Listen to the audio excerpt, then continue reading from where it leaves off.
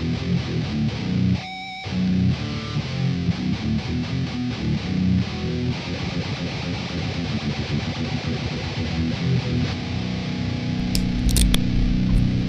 to the Griffins Pipeline Podcast. Welcome back to the Griffins Pipeline Podcast. I'm Connor Acker, and I'm here with Kyle and Brad. How are you guys doing? Doing well. How are you doing? Doing good too, man. Good. Heck yeah. Yeah, so we haven't recorded for a minute because we were all pretty upset with our season's ending and whatnot. But we're here with Brad today to give up a update on the Toledo Walleye and a season ender for them, send off for the off season. So, man, fell short in the conference finals again. They laid dollar short, but that's just how it goes when farm league hockey, different divisions, different teams, and different ways to play. So not much more to say that. I mean, disappointing as it is, but it's the game of hockey, and it's just about how it goes. But jumping into things, Kansa City, they had one amazing goalie, and that was LaFontaine, and we did not win a single game against LaFontaine. No matter what, the games that we won was against the other goalie. However, LaFontaine held his ground no matter what. And that was it. They played every other game each goalie played, and the games that were off, those were the ones we won. They beat us to 4. They moved on. So Yeah, that's that. And their defense and offense, and they were hard hitter. They seemed to be pretty dirty towards the end, going for Centazzo, OC, and Trenton Bliss. Bliss and Grisak too. Yeah, I feel like having Trenton Bliss and Centazzo out really changed the pace of that game. I mean, the series. I mean, but like those two dudes were key contributors to the team, and just losing 2 key pieces like that, and like the conference finals, it's a big deal. And it was dirty. I mean, they're dirty hits. They were. Yeah. People can say, well, it's hockey, but like they were pretty target, or especially Orion Centaz OCs. They were. It's not just hockey too. It's hockey in the ECHL. Yeah. Oh, absolutely. Yeah, I noticed also that like we'd play a near perfect game, man, and then like we'd make one little mistake and they would capitalize every single time. Every little mistake we made, they were scoring on it. Oh, they were right on top. I mean, anything little, they jumped right on it, and they took advantage of it, and they did it. I mean, each one. Now they got to deal with Florida, so. Yeah, good luck with it. They're already kind of won that series as of this recording is tied 1-1. So. Yeah, yep. And both games look like blowouts on either side. So. Yeah, they do. That you're right. Florida blew them out of the water. I think Kansas City in the first game scored 2 goals on themselves, and the second one, my jaw nearly hit the ground. I had to hit the ground, and I had to rewind it 1 or 2 times to see. I mean, it was just, it's the game, but that puck hit the Kansas City, the players' stick, and it went to their goal, and it just kept on feeling. It was just a snowball effect from there. Yep, I feel like in the first game, let's quick go over the games, like not super in depth, but we'll just quick Let me go over them real quick. So first one, Kansas City at Toledo. That was a super tight game. Each team clearly did the research. Kansas City won 3-2. Yeah, I feel like that was a turning point, even though it was so early. I felt like if the Walleye could have just held on and won that one, it went to overtime, correct? Yeah, it was correct, and we lost an over. Yep. Oh yeah, I felt like if it could have turned the tide completely if we would have got that first win, but it is what it is. Oh yeah, absolutely, absolutely. That first win is crucial. Then Saturday is when we started kind of falling apart a bit with Mavericks winning 5-1. That was a painful very painful, hard game. That's kind of like when the wheels started falling off and the snowball started rolling down the hill. Then we had Monday's game, 3-4, Kansas City at Toledo. So still close, but they still got us. I mean, that was capitalizing on our mistakes. That's what they do when these games were close. Friday, Walleye at Kansas City, overtime, 1-2. The margin for error is slim, is none with Kansas City. You can't have an error, but again, they'll take advantage of it. Yeah. Saturday, Walleye at Kansas City, 3-1. We got that one. That was a pull-through game because I think the guys had a little bit more fire, having 2 guys injured, and they wanted to show that they can keep on going and make it through. Yep, and it was getting to the point where it's like look like you're gonna fold over if you don't. Yeah, absolutely. They were battle. I mean, they were battle hockey. But yeah, Monday, they came out fighting hard, and they tried to keep up. Did. But then Monday, May 7th is what finish us off, and I knew it after the third goal that was it, and that was a hard 1-7 at Kansas City. Yeah, to go out in that fashion was like, oh man, it hurt. Yeah, especially not even home. Yeah, but I remember popping it on, and I was like, all right, time to watch some awesome hockey, and it was not. Not so awesome. No, I was like, dang.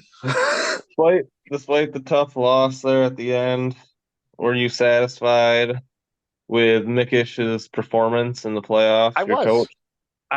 I gotta say, there's a lot of people in Toledo that aren't happy with him, but for being a first-year coach and getting us that far in the playoffs, and honestly, some of the plays that he did, he would pull Leatherman at some point, like on the power plays, because we knew we were good on power plays against them. Our power play unit's great, but Pat saw that, if we can get that extra man on the ice and put pressure, we can get another goal. And that, I didn't really see that happen last year, and that was kind of something interesting that I saw come from him too. And also, I like how we are very not a defenseless team. Like, we're not big fighters, but I think him having Graves and a few others kind of built our backbone up to a little bit more. Do we need to build it up more? Absolutely. But as a first-year coach, I can't really say anything bad. That's good. That's good. He got this far. He didn't fold after 4 games against the Bramham Cup champion. He didn't give up. He kept going. So. Yeah, definitely. So when he was in the Green Bay Gamblers, right? Yes. Yeah, so he had a lot of early playoff exits there, so it actually had some concern for a lot of people, but he definitely turned it around and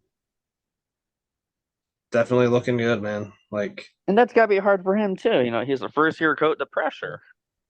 Yeah. And then taking Dan Watson's shoes, obviously that's look what he did. Look what he did for us in GR, man, in one season. We were literally the worst team in our division, and we were competing for a cup. We were in the Elite 8. But yeah, all right. So yep, sadly the Walleye lose in the Western Conference Finals. Another chapter. Yep. Next year we'll see if we can get past the. Hopefully we can. Absolutely. Hopefully you guys get that new guy that we signed. The Red Wings just signed. Yeah, he looks really interesting. I don't even know how to say his name. I'm not sure either. But he was very strong, seemed like, so. I guess he's one of the top scorers over there, too. Yeah, in the Czech league, he's one of the top scorers. He is the top scorer, excuse me. Jacob Ryklowski. That's my best attempt. If I ruined it, He signed to a 2-way contract for the Red Wings, so we'll probably end up with him on the Griffins. Probably, but we'll take him on the walleye for now if we can get him. heck yeah, Help us out a little bit. Yeah, it's crazy because with these rosters, man, like with the NHL, it's like you pretty much know who you're gonna have. Like, you can go on any social media or anything, and you can like pretty much like figure out everyone's talking about it. But like, what's really gonna happen with our team? You know, what's gonna happen with your team? You know.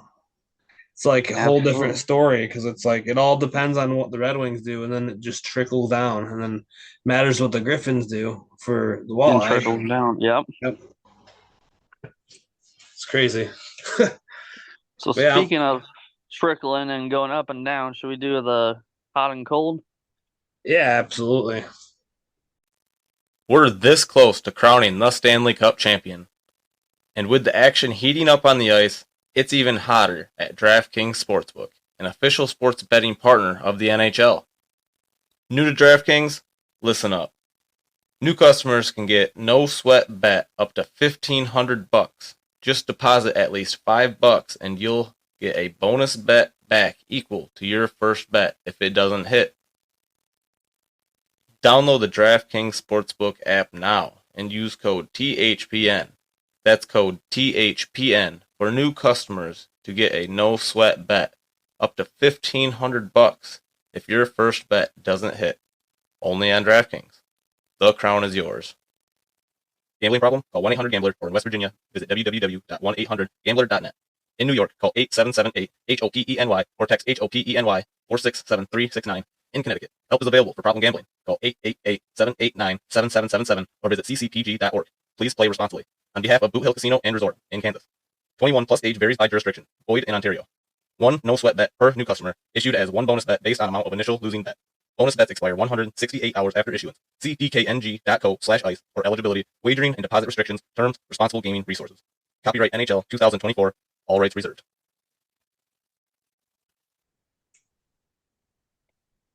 So who has been hot on the Walleyes? You can Sawchuk. Sawchuk again. Hell yeah. I know I've said it for the past, it's a safe answer, some can say, but he's just shown up and showed down. I mean, every time towards the end, they started getting nervous, it seemed like, of Sawchuk. They started having 2 or 3 people on Sawchuk and Hawkins, but I mean, Sawchuk just seemed to kind of not carry it, but like, man, when he had the puck, he put full effort into getting that puck into the back of the net and getting it done. Just really good player. I hope he comes back to Walleye next year, but there's rumors of him going elsewhere.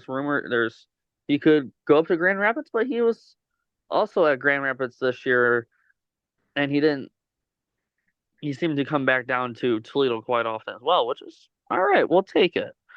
But again, Sawchuk's hot, and as far as a cold player, I'm going with there wasn't really a cold player. If you make it to playoff roster, you're doing pretty good. So I think this is gonna be a hot take, but I think I'm gonna go Hawkins for cold, just because he did so much in the regular season that we all thought he was just gonna do that. I know it's unrealistic expectations to continue at that pace, but I would like to see a little bit more from him to bring the team back, and I would like to see him lead the team.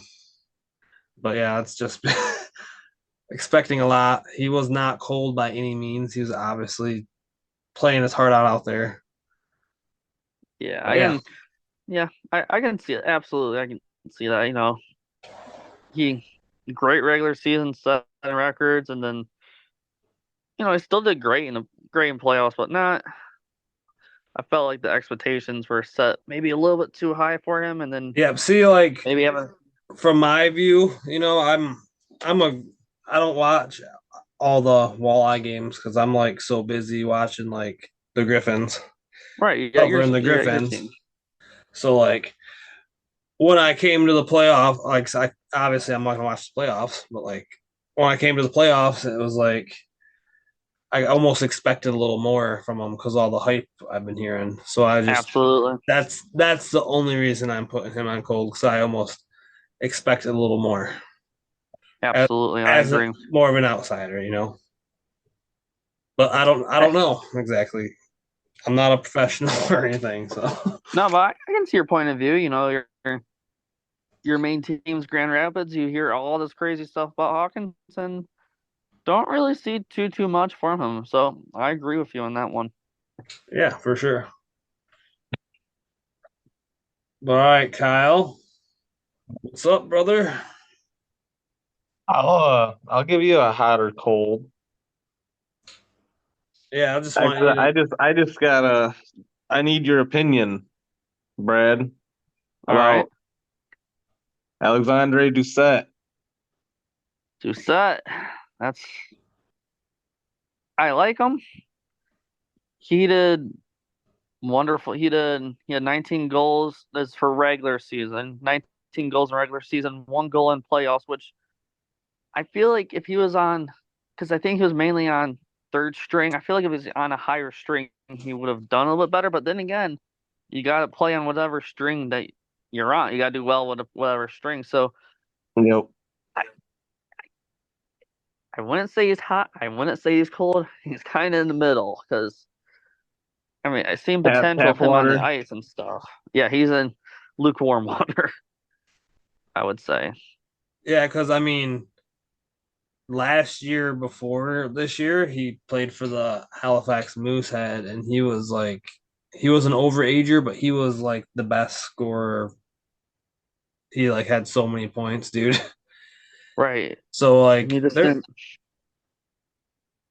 yeah, it's like a huge, like it's a tremendous jump compared to like that jump. It's like you're playing with all these good dudes. Like that one player from the ECHL is like way better than every player in that whole league. You know what I mean? Right. So when you move up leagues, it's like you can be the best player in that league, but now everyone's better than you. It's like restarting. Yeah, it doesn't.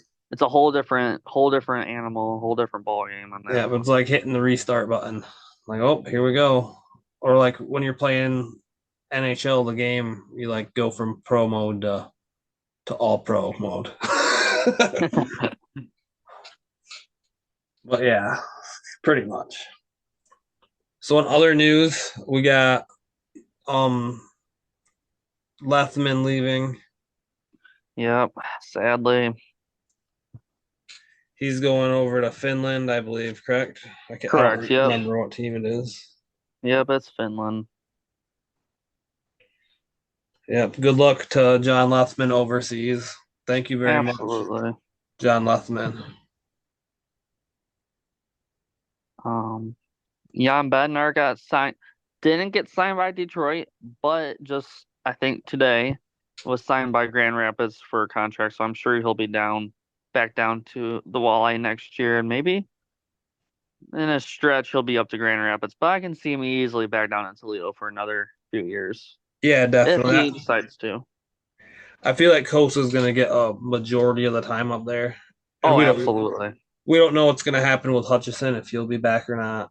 But yeah, you never know. I mean, there's always other goalies that could get signed. Like we were saying earlier, it's a crazy. It's not the off season for us is like there's no predicting what's going to happen.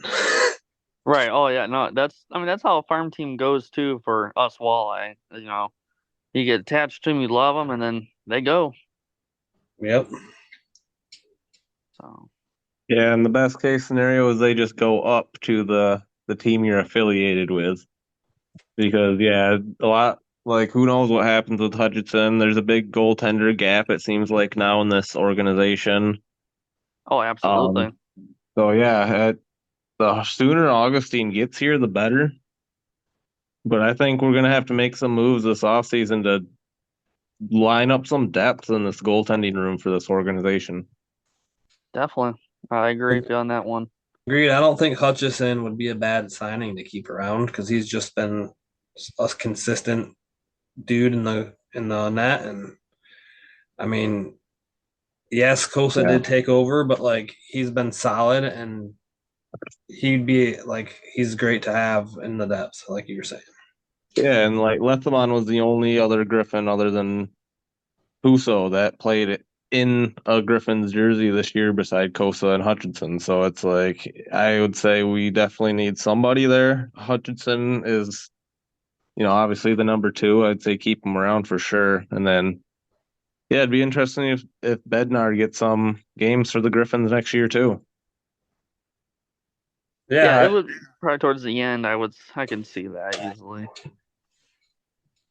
Yeah, I mean, I could see him definitely getting his feet wet a lot, or like he could actually be Kosa's number 2. You never know, I hope that's not the case because, like Kyle was saying, I hope we build some more depth and we have solid goalies everywhere. Because, like, if there's one position that like you need, it's like goalie, like that will make you or break you. And so, but yeah, so it's been a blast all year, man. Brad, we appreciate it, dude. Like, I appreciate you guys having me.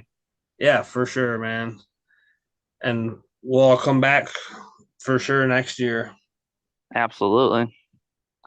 And just keep giving you guys updates and stuff. But sucks to see both of our teams fall.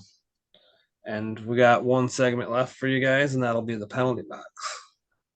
In this segment, we pretty much step out of hockey or stay in hockey. We just pick the biggest idiot around and throw them in the penalty box for either a 2-minute minor, a 4-minute double minor, a 5-minute major, or a game misconduct.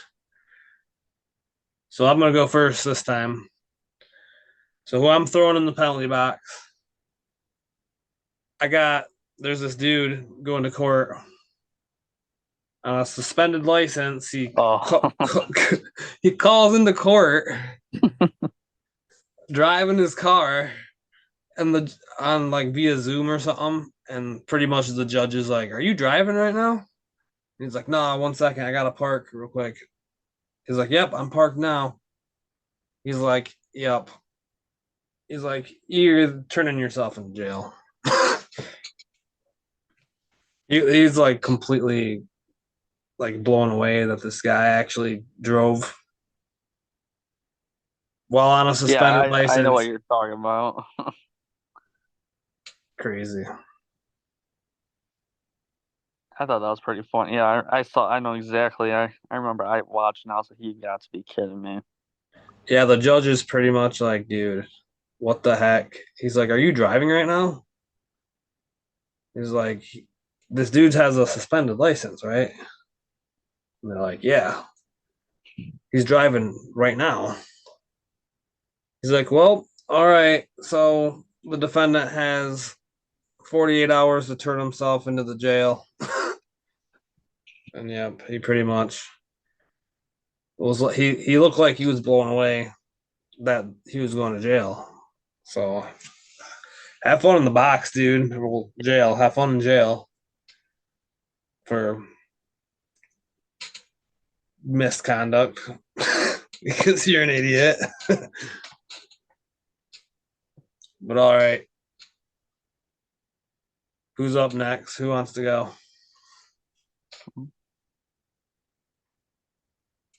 All right, I'll go. Mine's gonna be the referee. It's gonna be at the Walleye game. The referee that watched Oregon's and Centazzo get nailed, which put him out for the rest of the season. This hit was a high stick right from behind, and in an instant replay, the ref literally was like 15 feet away and watched it happen, and there was no call. Yeah, so he's going in the box for 4-minute. Yeah, that's ridiculous, man. Yeah, it was He literally, you could see the whites of the ref's eyes watching it happen, and nothing, just kept playing, and that was it for him. Yeah, there was in GR we had a situation kind of like that where I don't know, can't remember who exactly it was. It was probably like Bergie or something or Mazer. We were talking like so much crap to the refs that like he was literally getting beaten down in the corner, and the ref was literally looking right at it. Just watching, yeah. Yeah, just like literally make eye contact with him. He's like, "Yep, I'm not calling that." Looks the other way. Mm-hmm. Yeah, yep. Kyle. All right. I'm going to go back with drivers here. There's a particular group of drivers that is driving south of Grand Rapids. In the, let's just say from Caledonia to Holland area. It is a reckless driving down there now that the highway is closed. People are ruthless and they will not stop for you at all. It's a dangerous area to be right now if you're on the road. Gotta love aggressive drivers. Oh yeah, there's so much people the highways are closed, so everyone thinks every road's a highway now. Nice. Yeah, that's always fun. It's like, bro, this is like just a normal 55 road. This isn't 90 miles an hour, dude. Oh, it's 90 now. Yeah, I went out. I worked out in North Dakota on the oil rigs for a few years. Well, for a year, about a year or something. Around that, about something like that. But I went out there and there was a highway and it was like clearly posted like 65. And like, dude, it was like if you weren't going 95 when you got on that thing, you would get rear-ended. Yep. It's just crazy. It's like there's signs there for a reason, dudes. And that's to ignore them for some. Yep. It doesn't say add 25 to this. No, I'm gonna go 2 minutes for the crazy drivers. Because obviously there's a lot of them, but it's just like at some point when it's like every driver every day, and you're just trying to go like 60. That's like good enough for me sometimes. Oh, absolutely. On a 55 road. Yep, and then it's like you'll go to pass one random dude who's on his phone. He'll like they're going 2 miles an hour and they're on their phone.